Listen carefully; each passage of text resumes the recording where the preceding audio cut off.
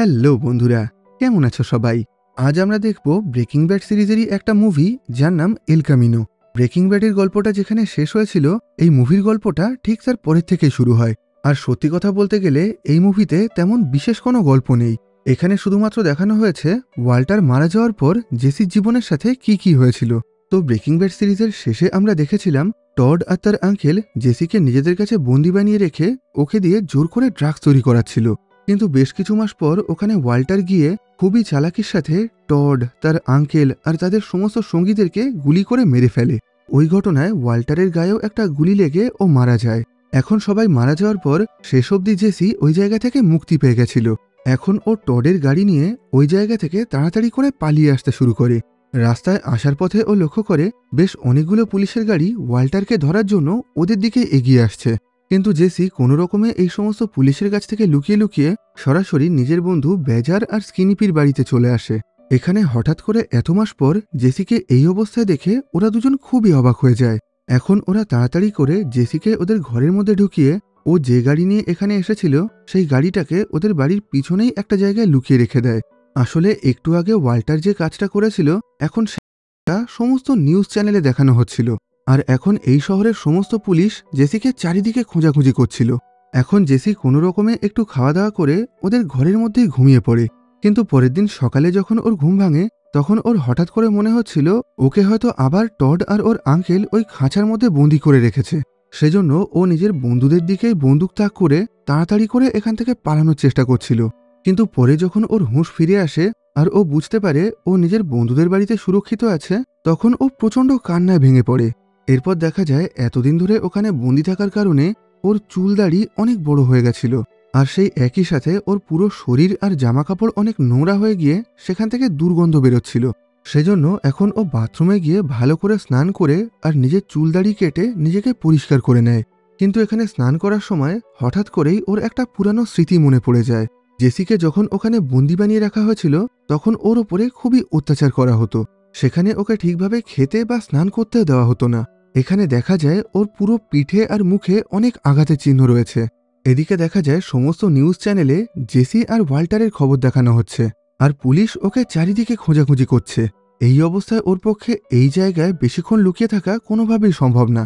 সেজন্য সবার আগে জেসি ঠিক করে নেয় আগের রাতে ও গাড়িটা নিয়ে এখানে পালিয়ে এসেছে, এখন ও সেটাকে নষ্ট করে ফেলবে। আর এই কাজের জন্য ও জো নামের সেই লোকটাকে ডেকে আনে যে ওদের আরভি ভ্যানটা নষ্ট করার জন্য ওদেরকে সাহায্য করেছিল, আর যার সাহায্য নিয়ে ওরা সেই বিশাল বড় চুম্বকটা তৈরি করেছিল। এখানে বলে রাখি, জেসি টডের যে গাড়িটা নিয়ে এখানে এসেছিল সেটার নামই ছিল এল কামিনো। এখন জেসির কথা মতন জো এসে এই গাড়িটাকে ভালো করে পরীক্ষা করে দেখতে শুরু করে। আর তখনই ও লক্ষ্য করে এই গাড়ির মধ্যে একটা জিপিএস ট্র্যাকার লাগানো আছে। আর এটা দেখেই ও তাড়াতাড়ি করে ওখান থেকে পালিয়ে আসে। আসার আগে ও জেসিকে বলে এই গাড়ির জিপিএস ট্র্যাকারটাকে এখনই চালু করা হয়েছে, আর কিছুক্ষণের মধ্যেই পুলিশ এই ট্র্যাকারটার সাহায্যে এই গাড়িটাকে খুঁজতে খুঁজতে এখানে চলে আসবে। তাই এখন এই গাড়িটাকে এখান থেকে নিয়ে যাওয়া আর কোনোভাবেই সম্ভব না। এখন তুমি যত তাড়াতাড়ি সম্ভব এই জায়গা থেকে পালিয়ে যাও। এই কথা শুনে এখন জেসি আর ওর বন্ধুরা খুবই চিন্তায় পড়ে গেছিল। কিন্তু জেসি কোনোভাবেই চাইছিল না ওর জন্য ওর বন্ধুরা কোনো রকম সমস্যায় পড়ুক। সেজন্য এখন ও তাড়াতাড়ি করে ওই গাড়িটাকে নিয়ে ওখান থেকে পালানোর চেষ্টা করে। কিন্তু তখন জেসির বন্ধু স্কিনিপি ওকে বলে এমনিতেই পুলিশ এতক্ষণে এই গাড়ির ঠিকানাটা পেয়ে গেছে, আর কিছুক্ষণের মধ্যেই ওরা আমার বাড়িতেও চলে আসবে। আর যেহেতু এই গাড়িটা জিপিএস ট্র্যাকার লাগানো আছে, তাই তুমি এটাকে নিয়ে যেখানেই যাও না কেন তোমাকে পুলিশের কাছে ধরা পড়তেই হবে। কিন্তু আমার মাথায় একটা ভালো আইডিয়া এসেছে, তুমি তোমার গাড়িটাকে আমার বাড়িতে এভাবেই রেখে দাও, আর তারপর বেজারের গাড়ি নিয়ে এখান থেকে দূরে কোনো একটা সুরক্ষিত জায়গায় চলে যাও। আর ততক্ষণে বেজার আমার গাড়ি নিয়ে সেটাকে মেক্সিকো বর্ডারের কাছে কোথাও একটা রেখে দেবে। পরে যখন পুলিশ আমার কাছে তোমার ব্যাপারে জিজ্ঞাসাবাদ করবে, তখন আমি পুলিশকে বলবো তুমি তোমার গাড়িটা এখানে রেখে আমার গাড়ি নিয়ে পালিয়ে গেছো। আর যেহেতু আমার গাড়িটা তখন মেক্সিকো বর্ডারের কাছে থাকবে, তাই পুলিশ তোমাকে ওই দিকেই খোঁজাখুঁজি করবে। আর সেই সুযোগে তুমি এখান থেকে অনেক দূরে কোনো একটা সুরক্ষিত জায়গায় চলে যেতে পারবে। এই কথা শুনে এখন সবাই এই প্ল্যানে রাজি হয়ে যায়। যাওয়ার আগে বেজার আর স্কিনিপি মিলে ওদের কাছে থাকা সমস্ত টাকাগুলো জেসিকে দিয়ে দেয়। এখন জেসিও খুবই কষ্টের সাথে নিজের বন্ধুদেরকে বিদায় জানিয়ে ওখান থেকে চলে যায়। কিন্তু কিছু দূর যাওয়ার পর ও দেখতে পায় ওই শহরের সমস্ত পুলিশের গাড়ি পরপর একটানা স্কিনিপির বাড়ির দিকে এগিয়ে যাচ্ছে। এখানে একসাথে এত পুলিশ দেখে জেসি প্রচণ্ড ভয় পেয়ে গেছিল। এখন ও কোনো রকমে ওখান থেকে লুকিয়ে লুকিয়ে দিতে চলে আসে। দেখা যায় টডের পুরো ফ্ল্যাটটাকেও পুলিশরা সিল করে রেখেছিল, আর সেখানে পুলিশরা মাঝে মাঝে এসেই তল্লাশি চালাতো। এখন দেখা যায় টডের গাড়ির চাবি রিংয়ের মধ্যেই ওর ফ্ল্যাটের চাবিও ছিল, আর জেসি এখন সেই চাবির সাহায্যেই কোনো রকমের টডের প্রতিবেশীদের কাছ থেকে লুকিয়ে লুকিয়ে ওর ফ্ল্যাটের ভিতরে ঢুকে পড়ে। আর এখান থেকেই আমাদেরকে বেশ কিছু মাস আগের একটা ঘটনা দেখানো হয়। দেখা যায় জেসি তখনও টড আর ওর আঙ্কেলের কাছে বন্দি ছিল, আর ওকে সবসময় মাটির নিচে সেই খাঁচার মধ্যে আটকে রাখা হতো। এর মধ্যেই একদিন টড এসে জেসিকে বলে, আজকে আমার আঙ্কেল আর তার বন্ধুরা মিলে ঘুরতে গেছে, আর এখন এই জায়গায় শুধু আমি আর তুমিই আছি, আর এখন আমি চাই তুমি আমাকে আমার একটা কাজে সাহায্য করো। আর এটা বলেই ও জেসিকে ওই খাঁচা থেকে বাইরে বের করে ওকে নিজের গাড়িতে করে নিজের ফ্ল্যাটে নিয়ে যায়। দেখা যায় এখানে টডের একজন বয়স্ক প্রতিবেশী ছিল, যে সবসময় আশেপাশের সমস্ত ফ্ল্যাটের ওপরে নজরদারি করত। এখন টড ওই লোকটার কাছ থেকে লুকিয়ে লুকিয়ে জেসিকে নিজের ঘরের ভিতরে নিয়ে আসে। সেখানে দেখা যায় টডের রান্নাঘরের মধ্যে ওর ক্লিনিং লেডি মানে ওর কাজের লোকের মৃতদেহ পড়ে আছে। টড বলে, এখন এই মৃতদেহটাকে এখান থেকে বাইরে বের করে এটাকে কবর দেওয়ার জন্য তুমি আমাকে সাহায্য করো। আর এটা বলেই ওরা দুজন মিলে ওই মৃতদেহটাকে চাদর দিয়ে ঢাকতে শুরু করে। এখানে জেসি প্রশ্ন করে, এই মহিলাটা তোমার কি ক্ষতি করেছিল? টড বলে, আমি ড্রাগস বিক্রি করে যে টাকাগুলো পাই সেগুলোকে আমি এই বাড়ির মধ্যে বিভিন্ন গোপন জায়গায় লুকিয়ে রেখে দেই, আর এরকমভাবেই আমি আমার কাছে থাকা অনেকগুলো বইয়ের ভিতরে টাকা লুকিয়ে রেখেছিলাম। কিন্তু একদিন এই মহিলা আমার বইয়ের ভিতরে লুকিয়ে রাখা বেশ কিছু টাকা খুঁজে পায়। তখন জেসি প্রশ্ন করে, ও তাহলে ইনি তোমার টাকা চুরি করেছিলেন? টড বলে, না না, একদমই না, উনি খুবই সৎ ছিলেন, কিন্তু যেহেতু উনি আমার গোপন টাকাগুলো সম্পর্কে জানতে পেরেছিলেন সেজন্যই আমি ওনাকে মেরে ফেলি। আমি চাইছিলাম না ভবিষ্যতে ওনার জন্য আমার কোনো রকম সমস্যা হোক। আর এখান থেকেই আমাদেরকে আবার বর্তমান সময়ের ঘটনা দেখানো হয়। দেখা যায় এখন জেসি টডের বাড়িতে ওর সেই টাকাগুলোকে খোঁজার জন্য এসেছিল, কিন্তু পুরো বাড়ির মধ্যে চারিদিকে অনেক খোঁজাখুঁজি করার পরেও কোথাও কোনো টাকা পাওয়া যায় না, যেটা দেখে ও খুবই হতাশ হয়ে যায়। কিন্তু তখনই ওর মনে পড়ে পরবর্তীকালে টড ওকে বলেছিল, যেহেতু ওই মহিলা ওর গোপন টাকাগুলো সম্পর্কে জানতে পেরেছে, তাই এরপর ও নিজের বাকি টাকাগুলোকে এই ঘরের মধ্যেই এমন একটা গোপন জায়গায় লুকিয়ে রাখবে যেটাকে কেউ কোনোভাবেই খুঁজে পাবে না। আর এই কথাটা মনে পড়ার সাথে সাথেই ও পুরো ঘরের মধ্যে চারিদিকে প্রত্যেকটা কোণায় খুব ভালোভাবে তল্লাশি চালাতে শুরু করে। আর এইভাবেই ও জানলা থেকে দেখতে পায় ওদের পাশের ফ্ল্যাটের টিভিতে খবর দেখানো হচ্ছিল, আর সেই খবরের মধ্যে জেসির বাবা আর মাকেও দেখানো হচ্ছিল। সেখানে জেসির বাবা মা বলছিলেন, তুমি যেখানেই থাকো না কেন খুব তাড়াতাড়ি আমাদের কাছে ফিরে এসো, আর তাড়াতাড়ি পুলিশের কাছে আত্মসমর্পণ করো। এই খবরটা দেখার পর জেসি খুবই হতাশ হয়ে যায়। আর এখান থেকেই আমাদেরকে আবার অতীতের সেই ঘটনাটা দেখানো হয়। দেখা যায় এখন জেসি আর টড মিলে সেই মহিলার মৃতদেহটাকে ওদের গাড়িতে করে একটা মরুভূমির মাঝখানে নিয়ে এসেছে, আর তারপর ও জেসিকে দিয়েই মাটি খুঁড়িয়ে ওই মহিলার মৃতদেহটা কবর দিয়ে দেয়। আর এরপর ওরা দুজন মিলে ওই জায়গায় বসে বেশ অনেকক্ষণ ধরে গল্প করে। কিছুক্ষণ পর টড জেসিকে বলে, সামনে আমার গাড়ির মধ্যে থেকে আমার সিগারেটের প্যাকেটটা নিয়ে এসো। কিন্তু ওই কাজটা করার সময় জেসি লক্ষ্য করে ওই সিগারেটের প্যাকেটের পাশেই টডের বন্দুকটাও রাখা ছিল। এখন জেসি ওই বন্দুকটা নিয়েই টডের সামনে দাঁড়িয়ে পড়ে। আসলে এই মুহূর্তে ও টডকে মেরে এখান থেকে পালাতে চাইছিল, আর এই কাজটা করার জন্য ওর কাছে এখন খুব ভালোই একটা সুযোগ ছিল। এখন টড বলে, তুমি যদি আমাকে মেরে ফেলো তাহলে আমার আঙ্কেল অ্যান্ড্রিয়ার ছেলে মানে ব্রককেও মেরে ফেলবে। আর তাছাড়া আমি ভেবেছিলাম আজকে আমার কাজে সাহায্য করার জন্য আমি তোমাকে একটা পিৎজা খাওয়াবো। এখন আমার বন্দুকটা আমাকে ফেরত দিয়ে বলো তোমার কোন ফ্লেভারের পিৎজা পছন্দ। এখানে জেসির মধ্যেও ওকে মারার মতন একটুও সাহস ছিল না, সেজন্য এখন ও কাঁদতে কাঁদতে টডকে বলে, আমার পেপারনি পিৎজা পছন্দ। আর এই কথা বলেই ও টডকে ওর বন্দুকটা ফিরিয়ে দেয়। আসলে টড আর ওর আঙ্কেল প্রতিটা মুহূর্তেই জেসিকে মারধর করে ওর ওপরে এতটাই অত্যাচার করত যে এখন জেসির সমস্ত আত্মবিশ্বাস পুরোপুরি নষ্ট হয়ে গেছিল। এরপর আমাদেরকে আবার বর্তমান সময়ের ঘটনা দেখানো হয়। দেখা যায় জেসি এখন টডের পুরো ঘরের মধ্যেই ভালো করে তল্লাশি চালাচ্ছে। ও ওই ঘরের সমস্ত জিনিসপত্র ভাঙচুর করে সবকিছুর ভিতর থেকে ওই টাকাগুলোকে খোঁজার চেষ্টা করছে, কিন্তু সারা রাত ধরে অনেক চেষ্টা করার পরেও ও কোনো কিছুই খুঁজে পায় না। সেজন্য এখন ও প্রচণ্ড হতাশ হয়ে ওই ঘরের ফ্রিজের ওপরে হেলান দিয়ে বসে থাকে। কিন্তু তখনই ও ধাক্কা লেগে ফ্রিজের ভিতর থেকে কিছু একটা পুড়ে যাওয়ার আওয়াজ আসে। এখন এই আওয়াজ শুনে ও তাড়াতাড়ি করে ওই ফ্রিজের মধ্যে খোঁজাখুঁজি করতে শুরু করে। আর এইভাবেই ও লক্ষ্য করে টড ওর সমস্ত টাকাগুলোকে এই ফ্রিজের দরজার মধ্যে লুকিয়ে রেখেছে। এখন ওই দরজা সিল সরিয়ে সমস্ত টাকাগুলো বের করার সময় ও লক্ষ্য করে বাইরে থেকে দুজন লোক ওর ফ্ল্যাটের দরজা খুলে ভিতরে ঢুকছে। এটা দেখে জেসি ওই ফ্রিজের দরজা বন্ধ করে ওই ঘরের মধ্যেই লুকিয়ে পড়ে। এদিকে দেখা যায় এখন ওই ঘরের মধ্যে দুজন পুলিশ ঢুকছে, আর এখন ওরাও এই পুরো ঘরের মধ্যে সেই টাকাগুলোকে খোঁজার চেষ্টা করছে। আর এইভাবেই খুঁজতে খুঁজতে ওরা ওই ঘরের মধ্যে জেসিকে লুকিয়ে থাকতে দেখে। এখন জেসি তাড়াতাড়ি করে ওদের মধ্যে থেকে একজনের মাথায় বন্দুক ঠেকিয়ে ওদের দুজনকে ভয় দেখিয়ে এই জায়গা থেকে পালাতে চাইছিল। তখন ওরা বলে, তুমি কোনোভাবেই এখান থেকে পালাতে পারবে না, কারণ বাইরে থেকে অনেকগুলো পুলিশ এই বাড়িটাকে চারিদিক দিয়ে ঘিরে রেখেছে। তাই এখন তোমার জন্য সবচেয়ে ভালো হবে তুমি আমাদের কাছে আত্মসমর্পণ করো। এই কথা শুনে এখন শেষ অবধি জেসিও প্রচণ্ড ভয় পেয়ে গিয়ে নিজের বন্দুক ফেলে দিয়ে ওদের কাছে আত্মসমর্পণ করে। তখন জেসি লক্ষ্য করে ওই পুলিশ দুটো ওই ঘরের মধ্যে থাকা একটা দড়ি দিয়ে ওর হাত দুটো বেঁধে রেখেছে। ওদের কাছে কোনো রকম হ্যান্ডকাফ ছিল না, এমনকি এখন ওরা বাইরে থেকে অন্য পুলিশদেরকেও ডাকছে না। যেটা দেখে জেসি খুব ভালোভাবেই বুঝতে পারে এরা দুজন আসলে কোনো পুলিশ নয়, এরা পুলিশের জ্যাকেট পরে নকল পুলিশ সেজে এখানে ওই টাকাগুলো খোঁজার জন্য এসেছিল।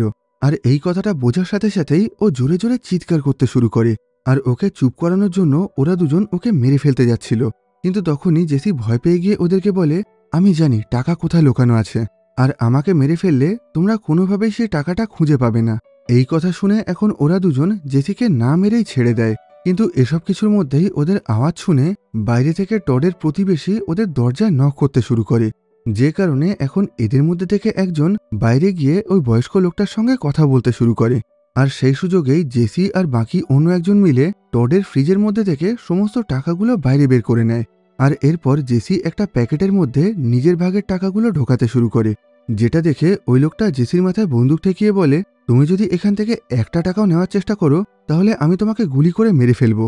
তখন জেসি বলে, এখান থেকে টাকা না নিলে এমনিতেও আমি মারা যাব, আর তাছাড়া তুমি যদি আমাকে গুলি করো তাহলে সেই গুলির আওয়াজ শুনে এই বাড়ির আশেপাশের সমস্ত লোকজন এখানে চলে আসবে, তখন তোমরাও কোনোভাবে এখান থেকে বেঁচে বেরোতে পারবে না।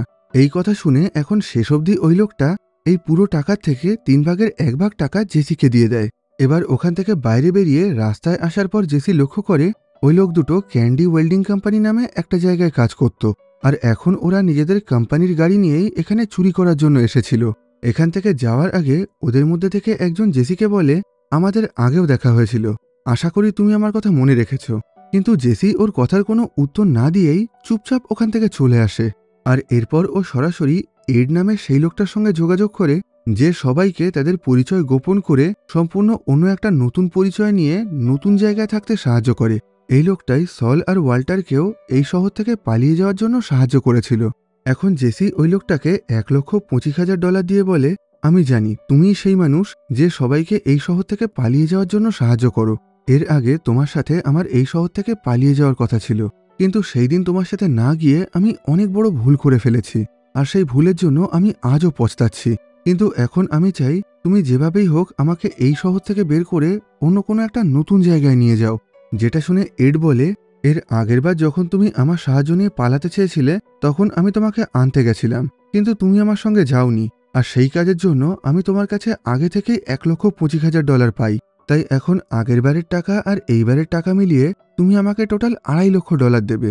যেটা শুনে এখন জেসি বাধ্য হয়ে ওর কাছে থাকা সমস্ত টাকা ওই লোকটাকে দিয়ে দেয়। কিন্তু দেখা যায় সবকিছু দেওয়ার পরেও ওর কাছে $1,800 কম ছিল। যেটা দেখে এড বলে, আমাকে পুরো টাকা না দিলে আমি কোনোভাবেই তোমাকে সাহায্য করব না। তখন জেসি বলে, বিগত বেশ কিছু মাস ধরে আমার ওপরে অনেক অত্যাচার করা হয়েছে, আর এখন পুলিশ আমাকে চারিদিকে খোঁজাখুঁজি করছে। এই অবস্থায় আমার পক্ষে এখান থেকে বাইরে বেরোনো কোনোভাবেই সম্ভব না। তাই তুমি যদি আমাকে সাহায্য না করো তাহলে আমি এখান থেকে কোথাও যাব না। তখন এড বলে, তুমি এখনই এখান থেকে না বেরোলে আমি কিন্তু পুলিশকে কল করব। কিন্তু জেসি ওর কোনো কথাই শুনতে চাইছিল না, যে কারণে এখন শেষ অবধি এড পুলিশকে কল করে বলে, কেউ একজন জোর করে আমার দোকানে ঢুকে পড়েছে, আর কোনোভাবেই সে বাইরে বেরোতে চাচ্ছে না। প্রথমের দিকে জেসি মনে করেছিল এড হয়তো ওকে ভয় দেখানোর জন্য পুলিশকে কল করার মিথ্যে অভিনয় করছে, কিন্তু এই ঘটনার কিছুক্ষণের মধ্যেই ওখানে সত্যি সত্যি পুলিশ চলে আসে। যেটা দেখে জেসি তাড়াতাড়ি করে ওই দোকানের পিছনের রাস্তা দিয়ে পালিয়ে যায়। আর এরপর এডও পুলিশকে বেশ কিছু মিথ্যে কথা বলে ও দোকান থেকে বের করে দেয়। এরপর বাইরে থেকে জেসি এডকে কল করে বলে, আমি যদি তোমাকে তোমার পুরো টাকাটা দিয়ে দেই তাহলে তুমি কি আমাকে এই শহর থেকে পালানোর জন্য সাহায্য করবে? ওই লোকটা বলে, হ্যাঁ অবশ্যই করব। এখন বাকি টাকা জোগাড় করার জন্য জেসি নিজের বাড়িতে নিজের বাবা আর মাকে কল করে। এখানে হঠাৎ করে জেসির কল দেখে ওরা দুজনেই খুবই অবাক হয়ে গেছিল। এখন জেসি ওদেরকে বলে, তোমরা বলেছিলে না আমার পুলিশের কাছে আত্মসমর্পণ করা উচিত, এখন আমি সেটাই করতে চাই। আর আমি চাই তোমরা আমাকে সেই কাজে সাহায্য করো। আমার ছোটবেলায় আমরা সবাই মিলে যে লেকের ধারে বসে পিকনিক করতাম, তোমরা এখন সেই জায়গায় এসে আমার সঙ্গে দেখা করো। আর এরপর ও বলে, তোমরা দুজন বাবা মা হিসাবে খুবই ভালো ছিলে, তোমরা আমার অনেক খেয়াল রেখেছো আর আমাকে অনেক ভালো শিক্ষা দিয়েছো, কিন্তু আজকে আমি যে জায়গায় যে অবস্থায় রয়েছি তার জন্য সম্পূর্ণ আমি নিজেই দায়ী। এই কথা শুনে ওর বাবা মা প্রচণ্ড আনন্দে কেঁদে ফেলে আর তাড়াতাড়ি করে জেসির দেওয়া সে ঠিকানায় পৌঁছানোর জন্য নিজেদের বাড়ি থেকে বেরিয়ে পড়ে। এখন দেখা যায় জেসির বাবা মায়ের পিছন পিছন বেশ কিছু পুলিশের গাড়িও ওদেরকে ফলো করতে শুরু করেছে। আসলে জেসি খুব ভালোভাবেই জানতো পুলিশ এখন লুকিয়ে লুকিয়ে ওর বাবা মা, বন্ধু বান্ধব আর ওর সমস্ত পরিচিত লোকদের ওপরে নজর রাখছিল, যাতে জেসি যদি এদের কারোর সাথেই কোনোরকমভাবে যোগাযোগ করার চেষ্টা করে তাহলে পুলিশ যেন সাথে সাথেই ওকে গ্রেফতার করতে পারে। এখন ওর বাবা মা আর ওর বাড়ির বাইরে থাকা সমস্ত পুলিশরা এখান থেকে চলে যাওয়ার পর জেসি পিছনের রাস্তা দিয়ে লুকিয়ে লুকিয়ে ওর বাড়িতে ঢুকে পড়ে আর সেখানে ও ওদের লকার আর আলমারির মধ্যে থেকে টাকা খোঁজার চেষ্টা করে। এখন দেখা যায় ওদের লকারের মধ্যে দুটো বন্দুক রাখা ছিল, কিন্তু পুরো বাড়ির মধ্যে ও কোথাও কোনো টাকা খুঁজে পায় না। এখন এই জায়গায় বেশি সময় নষ্ট না করে জেসি ওই বন্দুক দুটো নিয়ে ক্যান্ডি ওয়েল্ডিং কোম্পানি নামের সেই জায়গায় পৌঁছে যায় যেখানে সকালবেলায় ওর সঙ্গে দেখা হওয়া সেই লোক দুটো কাজ করত। দেখা যায় সকালবেলায় জেসির কাছ থেকে টাকা পাওয়ার পর এখন ওই লোক দুটো নিজেদের বাকি বন্ধুদের সঙ্গে পার্টি করছিল। আর এখানে আসার পরেই জেসির অতীতের একটা ঘটনা মনে পড়ে যায়।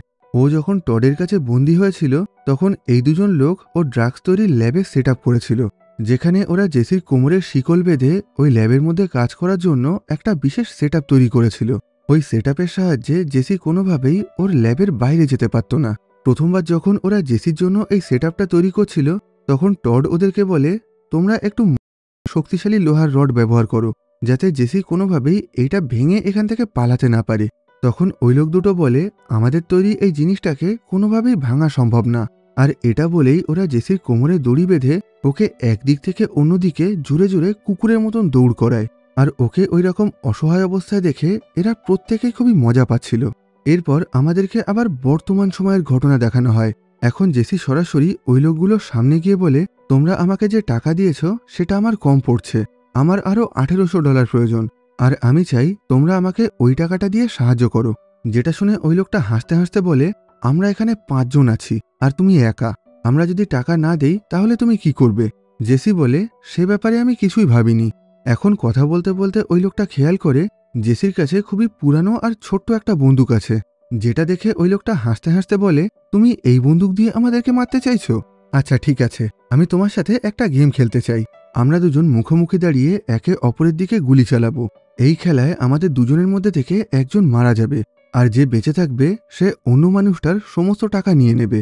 এই কথা শুনে জেসি ওর শর্তে রাজি হয়ে যায় আর এরপর ও খুবই চালাকির সাথে ওর সামনে থাকা লোকটাকে গুলি করে মেরে ফেলে। আসলে এই মুহূর্তে জেসির কাছে দুটো বন্দুক ছিল আর ওর ভালো বন্দুকটাকে ও নিজের জ্যাকেটের পকেটের মধ্যে লুকিয়ে রেখেছিল, আর এখন ও সেটা দিয়েই এই লোকটাকে আর ওর বন্ধুকে গুলি করে মেরে ফেলে। আর ওদের বাকি যে 3 জন বন্ধু এখানে পার্টি করার জন্য এসেছিল, জেসি তাদের প্রত্যেককেই ভয় দেখিয়ে এখান থেকে চলে যেতে বলে। এরপর জেসি ওখানে থাকা ওদের সমস্ত টাকা নিয়ে চলে আসে আর ওই পুরো জায়গাটাকে আগুনে পুড়িয়ে পুরোপুরি নষ্ট করে দেয়। এরপর দেখা যায় ওই টাকা দিয়ে জেসি এডের সাহায্য নিয়ে এই শহর ছেড়ে দূরে অন্য একটা জায়গায় পালিয়ে যাচ্ছে। রাস্তায় যেতে যেতে ওর ওয়াল্টারের সাথে কাটানো বেশ কিছু পুরানো মুহূর্তের কথা মনে পড়ে। যখন ওরা দুজন মিলে প্রথম এই ড্রাগস তৈরি করা শুরু করেছিল তখন নিজের ক্যান্সারের কারণে ওয়াল্টার প্রচণ্ড চিন্তায় ছিল। ওর মনে হচ্ছিল নিজের পরিবারের কাছে টাকা পৌঁছানোর আগেই হয়তো ও মারা যাবে। যেটা শুনে জেসি ওকে বলেছিল, তুমি একদমই চিন্তা করো না, তুমি মারা গেলেও তোমার ভাগের সমস্ত টাকা আমি তোমার পরিবারের কাছে পৌঁছে দেব। এই কথা শুনে ওয়াল্টার অনেকটা নিশ্চিন্ত হয় আর তারপর ও জেসিকে প্রশ্ন করে, আচ্ছা তুমি এই টাকাগুলোকে নিয়ে কি করবে? জেসি বলে, আমি জানি না, আমি কোনো কিছুই ঠিক করিনি। ওয়াল্টার বলে, আমার মনে হয় তোমার আবার কলেজে ভর্তি হওয়া উচিত, যাতে পরবর্তীকালে তুমি কোনো একটা বড় কোম্পানিতে চাকরি করতে পারো। এই সমস্ত ভাবনা চিন্তা করতে করতেই এড ওকে লুকিয়ে লুকিয়ে আমেরিকা আর কানাডার বর্ডার পার করে আলাস্কায় নিয়ে আসে। এই পুরো জায়গাটার জনবসতি খুবই কম ছিল, এখানে চারিদিকে খালি বরফ, জঙ্গল আর প্রাকৃতিক পরিবেশে ঘেরা ছিল। আসলে নিজের কাজ থেকে রিটায়ার করার পর মাইকের এই জায়গায় আসার ইচ্ছা ছিল, কিন্তু যেহেতু এখন মাইক মারা গেছে তাই ওর স্বপ্ন পূরণ করার জন্য জেসি নিজেই এখানে চলে আসে। এখন এড জেসিকে ওর নতুন নাম আর সমস্ত নতুন পরিচয়পত্র দিয়ে দেয়। এরপর এড জেসিকে বলে, তুমি একবার নতুন করে নিজের জীবনটা শুরু করার সুযোগ পেয়েছ। তুমি খুবই ভাগ্যবান, কারণ সব মানুষ এই সুযোগটা পায় না। যাওয়ার আগে জেসি ব্রকের কাছে ক্ষমা চেয়ে ওকে একটা চিঠি লেখে, আর সেই চিঠিটা এডকে দিয়ে বলে, তুমি এটা গোপনভাবে ব্রকের কাছে পাঠিয়ে দিও, কারণ ভবিষ্যতে আমি আর কখনোই ওর সাথে দেখা করে ওর কাছে ক্ষমা চাইতে পারবো না। আর এই কথা বলেই ও এডকে বিদায় জানিয়ে নিজের গাড়ি নিয়ে সামনের দিকে এগোতে শুরু করে। রাস্তায় যাওয়ার পথে ওর জেনের কথা মনে পড়ে। একটা সময় জেন ওকে বলেছিল, আমাদের ভাগ্য আমাদেরকে যেদিকে নিয়ে যায় আমাদের সব সময় সেদিকেই যাওয়া উচিত। কিন্তু এখন যেন জেন ওকে বলছিল, আমি তোমাকে ভুল বলেছিলাম। নিজের ভাগ্যের ওপরে ভরসা করে আমার জীবনে আমি অনেক ভুল সিদ্ধান্ত নিয়েছি, কিন্তু এখন আমার মনে হয় আমাদের নিজের ভাগ্য আমাদের নিজেদেরই তৈরি করা উচিত। আর এই কথাটা ভাবতে ভাবতেই জেসি আস্তে আস্তে সামনে ওর নতুন জীবনের দিকে এগিয়ে যেতে শুরু করে। এতদিন ধরে ও অন্য মানুষের কথা শুনে নিজের জীবনটা কাটিয়েছিল, আর সবাই ওকে নিজের সুবিধা মতন ব্যবহার করেছিল। কেউই ওকে সত্যিকারের মন থেকে ভালোবাসেনি। কিন্তু এখন আশা করা যায় ও নিজের বাকি জীবনটা খুব ভালোভাবে সুখে শান্তিতে কাটাতে পারবে, কারণ এখন থেকে জেসি পুরোপুরিভাবে স্বাধীন হয়ে গেল। আর এখানেই এই সিনেমার গল্পটা শেষ হয়। তো আজকের মতন এই ভিডিওটাকে এখানেই শেষ করছি। ভিডিওটা তোমাদের কেমন লাগলো কমেন্ট বক্সে জানিও। ভালো লাগলে লাইক করো, আর খারাপ লাগলে ডিসলাইক করো। আবার দেখা হবে পরবর্তী ভিডিওতে।